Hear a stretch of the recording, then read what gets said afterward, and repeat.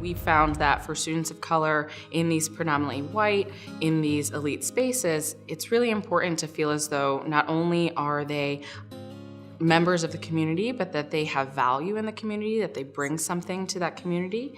And so when they feel as though they belong, that has an impact on their academic outcomes. It has an impact on their socio-emotional adjustment, and it can really be a way for them to feel more engaged. And we start to see them be parts of different aspects of the community. We start to see them be leaders. We start to see them participating in classes, and we see those improvements in the classroom and outside of the classroom. So it's really important to us that that sense of belonging is fostered in our students. For students who don't feel that they belong, their potential seems to take a dive. I think about kids who come in, math and science whiz, robotics champion, theater, for whatever reason, that sense of belonging doesn't hold for them. And they start to self-isolate, okay? They start to not be as involved in the community. They start to feel as if they are not as smart as other students or not as talented as other students. They go through experiences where little microaggressions compound over time, and they really start to take those messages inward and just stay in their rooms. They don't participate, they don't try as much. They're not connecting also with our faculty sometimes, even though a faculty are trying. Then those students aren't taking AP and honors classes. They're not pushing themselves. They're not trying out for varsity teams. They're not doing debate team. They're not doing Model UN. And what happens is that at the end of 4 years, a student who entered as a promising young adolescent will graduate feeling, what did I do with my 4 years here?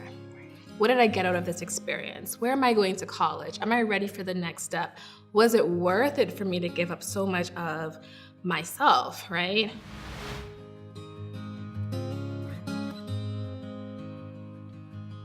So I think that the best way for schools to recognize that need for belonging and to recognize where there are gaps in that sense of belonging for their students is letting the students lead that work. Not looking at every student of color as needing the same supports, right? They all have different interests. They come from different backgrounds. They have different roles in their families at home. Those different aspects of their lives play into what it is that they need to feel as though who they are is important and valued at their school, to feel as though they have a place in the student body rather than just as a token or just as a diversifier, but really as, no, I'm a member of this community and I contribute just as much as everyone else does. So really getting to know each student individually, finding what it is that helps them to really be themselves and to really contribute, I think helps all of our students to become leaders in their various ways. And if we want to bring